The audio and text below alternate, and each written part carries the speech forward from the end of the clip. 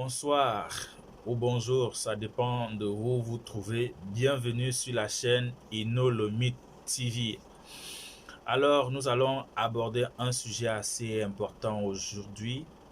Pourquoi les Noirs ont du mal à rester en bons termes? Pourquoi les Noirs ne s'entendent pas? Alors, Zach Mukwasa nous apprend dans une de ses vidéos très importantes, nous édifie, nous montre pourquoi nous perdons des collaborations, des amis, des relations. Il nous montre également comment faire pour garder nos amis, nos relations, notre travail. Nous allons l'écouter après le générique.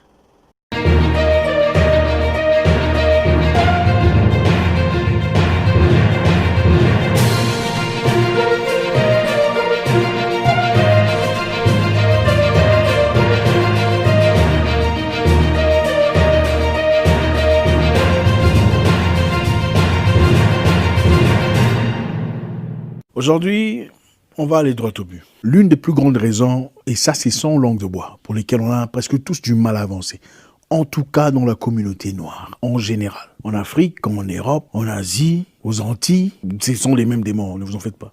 C'est parce qu'on a du mal à être en bon terme avec les gens. Je répète, l'une des plus grandes raisons pour lesquelles les gens n'avancent pas. Les gens ne progressent pas. Les gens ont du mal à avoir des contacts, des connexions, des relations, des réseaux. C'est parce qu'on a du mal à être en bon terme. Est-ce que je mens? C'est bizarre. Quand vous allez dans un endroit où vous voyez des noirs, vous vous attendez à quoi? Soyez honnête. Vous voyez beaucoup de noirs, vous vous attendez à quoi? Vous entrez quelque part, vous trouvez des noirs, vous vous attendez à quoi? Que personne ne vous salue. Qu'on vous regarde comme ça. C'est un démon général. Je ne sais pas si c'est génétique, mais on doit tous fournir beaucoup d'efforts. L'une des raisons pour lesquelles on a du mal à avancer, on a du mal à être en bon terme. Voilà pourquoi vous verrez des gens en train de combattre pour les mêmes raisons, les mêmes causes. Ils sont activistes dans les mêmes secteurs, mais ne s'adressent jamais la parole. Est-ce que je suis en train de mentir? Vous verrez un panafricain ici à gauche en train de parler des mêmes histoires que le panafricain à droite. Mais entre les deux, ça ne passe pas. Pourquoi? Parce que, lui, il avait dit ça. Lui, il avait pensé ça. Pourtant, on peut trouver des moyens qui fonctionnent pour vivre ensemble et combattre ensemble. Deux personnes luttant ou même priant pour une même cause. Vaut mieux qu'une seule personne. Laissez-moi vous dire une chose. Vous n'irez nulle part dans la vie sans soutien. C'est impossible. Vous pouvez fournir beaucoup d'efforts. Vous pouvez sérieusement travailler sur un domaine, sur une histoire, sur un projet. Oui, vous arriverez quelque part, certainement. Vous ferez des pas, vous progresserez jusqu'à un certain point. Oui, vous sera crucial d'avoir des gens, des accompagnateurs, des boosters. Il est important d'avoir un bon entourage. Mais la maladie générale chez les Noirs, excusez-moi de le dire, les gens n'arrivent pas à être en bon terme. Ah, lui, je le parlais, mais depuis un moment, il a commencé. Ah, je lui ai écrit sa réponse. Quand on voit un Noir, on a l'impression d'avoir vu un ennemi. Quand un Noir arrive dans un endroit où toi tu étais là tout seul, des appartements géniaux, quand il arrive apparemment, tu as l'impression que, voilà, il vient te voler la vedette. Il y a des gens qui sont venus dans notre vie, des gens importants, des gens intelligents. Laissez-moi vous dire. Vous vous êtes certainement déjà séparés de beaucoup de gens dans votre vie. Des gens qui étaient peut-être toxiques, caustiques, qui vous apportaient plus de peine que de positivité. C'est très bien. Mais laissez-moi vous dire, vous avez aussi certainement déjà perdu beaucoup de personnes qui vous auraient apporté beaucoup de choses positives, qui vous auraient propulsé dans une autre dimension. Et ça, seulement ceux qui sont matures peuvent l'avouer. À cause de l'ego, de la prétention, de l'estime personnelle. On a généralement du mal à vivre en communauté, du mal à être en bon terme. Aujourd'hui, je vais vous donner trois éléments simples, en tout cas qui m'ont beaucoup aidé, qui peuvent vous aider aussi certainement à garder des gens positifs dans votre vie. Nous avons chacun besoin d'un bon entourage. Aujourd'hui, on va aller droit au but. L'une des plus grandes raisons, et ça c'est sans langue de bois, pour lesquelles on a presque tous du mal à avancer, en tout cas dans la communauté noire, en général. En Afrique, comme en Europe, en Asie, aux Antilles, ce sont les mêmes démons, ne vous en faites pas. C'est parce qu'on a du mal à être en bon terme avec les gens. Je répète, l'une des plus grandes raisons pour lesquelles les gens n'avancent pas. Les gens ne progressent pas. Les gens ont du mal à avoir des contacts, des connexions, des relations, des réseaux. C'est parce qu'on a du mal à être en bon terme. Est-ce que je mens? C'est bizarre. Quand vous allez dans un endroit où vous voyez des noirs, vous vous attendez à quoi? Soyez honnête. Vous voyez beaucoup de noirs, vous vous attendez à quoi? Vous entrez quelque part, vous trouvez des noirs, vous vous attendez à quoi? Que personne ne vous salue. Qu'on vous regarde comme ça. C'est un démon général. Je ne sais pas si c'est génétique, mais on doit tous fournir beaucoup d'efforts.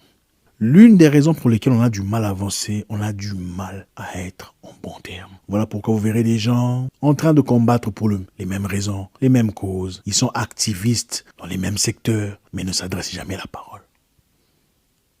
Est-ce que je suis en train de mentir? Vous verrez un panafricain ici à gauche en train de parler des mêmes histoires que le panafricain à droite. Mais entre les deux, ça ne passe pas. Pourquoi? Parce que, lui, il avait dit ça. Lui, il avait pensé ça. Pourtant, on peut trouver des moyens qui fonctionnent pour vivre ensemble et combattre ensemble. Deux personnes luttant ou même priant pour une même cause. Il vaut mieux qu'une seule personne. Laissez-moi vous dire une chose. Vous n'irez nulle part dans la vie sans soutien. C'est impossible. Vous pouvez fournir beaucoup d'efforts. Vous pouvez sérieusement travailler sur un domaine, sur une histoire, sur un projet. Oui, vous arriverez quelque part, certainement. Vous ferez des pas, vous progresserez jusqu'à un certain point. Oui, il vous sera crucial d'avoir des gens, des accompagnateurs, des boosters. Il est important d'avoir un bon entourage. Mais la maladie générale chez les Noirs, excusez-moi de le dire, les gens n'arrivent pas à être en bon terme. Lui, je le parlais, mais depuis un moment, il a commencé. Je lui ai écrit sa réponse. Quand on voit un Noir, on a l'impression d'avoir vu un ennemi. Quand un Noir arrive dans un endroit où toi tu étais là tout seul, des appartements géniaux, quand il arrive apparemment, tu as l'impression que voilà, il vient te voler la vedette. Il y a des gens qui sont venus dans notre vie, des gens importants, des gens intelligents. Laissez-moi vous dire. Vous vous êtes certainement déjà séparés de beaucoup de gens dans votre vie. Des gens qui étaient peut-être toxiques, caustiques, qui vous apportaient plus de peine que de positivité. C'est très bien. Mais laissez-moi vous dire, vous avez aussi certainement déjà perdu beaucoup de personnes qui vous auraient apporté beaucoup de choses positives, qui vous auraient propulsé dans une autre dimension. Et ça, seulement ceux qui sont matures peuvent l'avouer. À cause de l'ego, de la prétention, de l'estime personnelle. On a généralement du mal à vivre en communauté, du mal à être en bon terme. Aujourd'hui, je vais vous donner trois éléments simples, en tout cas qui m'ont beaucoup aidé, qui peuvent vous aider aussi certainement à garder des gens positifs dans votre vie. Nous avons chacun besoin d'un bon entourage, des gens qui investissent en nous. Je vous l'avais dit la fois dernière, vous avez besoin d'investisseurs économiques, c'est-à-dire des gens qui vous apportent des opportunités, pas seulement des finances ou de l'argent, mais des gens qui vous ouvrent de portes, qui vous présentent des gens intelligents, des gens intéressants, des décideurs, des gens qui peuvent vous donner certaines opportunités. Ça, c'est les investisseurs économiques parmi votre entourage. Il y a aussi les investisseurs intellectuels qui vous apportent de l'intelligence, de la connaissance sur des choses que vous ne connaissiez pas dans le passé, des gens qui vous informent, qui vous aident à vous développer, à grandir. Ils sont aussi importants. Il y a aussi un troisième groupe dont je ne parlais pas nécessairement aujourd'hui, mais c'est un groupe de personnes qui vous apportent la paix. Ils ne vous apportent pas nécessairement l'argent, pas nécessairement l'intelligence, mais ils vous apportent la paix. Leur présence apporte la gaieté, la joie, la jouissance, l'amour, le rire. Ces gens sont aussi très importants. Mais l'une des principales raisons pour lesquelles on perd ces personnes, c'est parce qu'on a du mal. Avant de toucher les points essentiels, je vais répéter une dernière fois. Vous êtes déjà certainement débarrassé de beaucoup de personnes dans votre vie. Beaucoup de personnes toxiques, beaucoup de personnes caustiques, beaucoup de personnes qui vous apportent plus de peine que de gaieté, certainement. Mais laissez-moi vous dire, vous avez déjà certainement perdu beaucoup de personnes qui vous auraient propulsé à un niveau où vous n'avez jamais été dans le passé. Et il faut beaucoup de maturité pour l'admettre. Dans la vie, on ne va nulle part tout seul. On a besoin de gens. Si nous avons du mal à avancer dans nos communautés aujourd'hui, c'est parce qu'on a du mal à travailler ensemble. On trouve toujours des excuses. On se focalise beaucoup trop sur ce qui nous sépare, nos différences, que nos similarités. Lui, il est musulman. Les musulmans sont des sorciers. Lui, il est chrétien. Les chrétiens prient Jésus. On oublie notre empreinte génétique, nos idées, nos ancêtres, nos directions, nos difficultés, les peines que l'on partage, les solutions que l'on pourrait trouver ensemble. Lui, il est trop orgueilleux. Mais vous ne pensez pas. Si vous mettez à côté son orgueil, vous faites semblant de ne pas le remarquer. Il peut être quelqu'un de très efficace sur le plan tactique, scientifique, administratif. Et c'est une personne qui pourrait certainement vous aider à vous propulser. Mais on choisit généralement de rejeter une personne parce qu'il est orgueilleux ou orgueilleuse. Oublions toutes ses qualités, tout ce qu'il pourrait apporter comme positivité. Ça, ce n'est pas de la maturité. Les humains généralement cherchent des gens qui sont bien à la perfection. Il doit être chrétien, gentil, sympa, humble, intelligent. Vous ne trouverez pas des gens comme ça. En tout cas, je suis certain qu'ils existent, mais ils sont très rares. Il faut faire avec ce que vous avez. Chaque humain a ses imperfections. Sinon, vous vivrez seul comme vous vivez là maintenant. Et si vous êtes sincère, vous êtes assez sincère, vous reconnaîtrez combien de personnes vous avez laissé partir parce qu'il avait un défaut ici, parce qu'il avait un ça ne va pas là-bas, parce qu'il avait des imperfections ici. Oublions que toi-même, tu n'es pas parfait. Alors, par quels moyens on perd les gens? La plupart des fois, on perd les gens à travers les conversations. Après avoir discuté sur un sujet, on a été en désaccord. Et ce désaccord a été l'élément essentiel qui a engendré cette situation ou ce désagrément ou cette séparation. C'est généralement autour d'un désaccord, mésentente, différence d'opinion. On a du mal à supporter ça dans nos communautés. Et ça, il faut l'avouer. Si lui pense B, toi tu penses A, vous devenez ennemis directement. Si lui il aime blanc, toi tu aimes noir, vous devenez ennemis. Oublions que vous avez le même combat et que vous pouvez vous aider, vous pouvez travailler ensemble dans d'autres secteurs. Les secteurs qui ne sont ni A ni B, dans un secteur C. Vous pouvez travailler en allié et il faut beaucoup de maturité pour le reconnaître. Les républicains, les démocrates américains ont des concepts de vie totalement différents. Mais pour l'avantage des Américains en général, ils se mettent en accord contre un ennemi étranger. Et ça, nous sommes incapables de le faire. La raison principale, on se sépare. On a du mal à être en bon terme avec les gens. Ce sont les concepts de vie, les conversations, les convictions. Je vais vous donner 3 points maintenant. Le premier point est celui-ci. Il faut apprendre à avoir tort dans la vie. Quand vous vivez avec les gens, quand vous êtes entouré par des gens, quand il y a des gens importants autour de vous, des gens intelligents, des gens réfléchis, il faut apprendre à avoir tort et le reconnaître. Vous discutez sur un sujet et vous remarquez que ces arguments sont au point. En réalité, la personne a raison et le courage de dire oui. Tu as raison. J'ai tort. Vous n'avez aucune idée à quel point ça vous élève. Avoir tort. Parce qu'il y a ici des gens qui n'ont jamais tort. Alors jamais. Ils ont toujours des arguments. Et même si vous les coincez à un point, ils se fâchent. Ça, c'est de l'immaturité. Et c'est l'une des principales raisons pour lesquelles les gens se séparent. On a tous besoin de se ressourcer. Avoir la capacité de dire non. Je ne sais pas, hein. Peut-être que tu as raison. Je ne sais pas. En tout cas, moi, j'ai entendu qu'elle était partie, mais bon, peut-être que tu as raison. C'est le premier point. Il y a des gens qui disent, non, elle est partie, même si elle n'a pas des preuves. Mais elle te sortira des arguments comme Shakespeare, comme si elle était là quand les choses se sont passées. C'est l'une des raisons principales pour lesquelles les gens ont du mal à vivre ensemble. Apprenons à avoir tort, à ne pas avoir raison. Ça, c'est la première chose. Quoi qu'il en soit, si vous vivez avec des gens où vous avez toujours raison,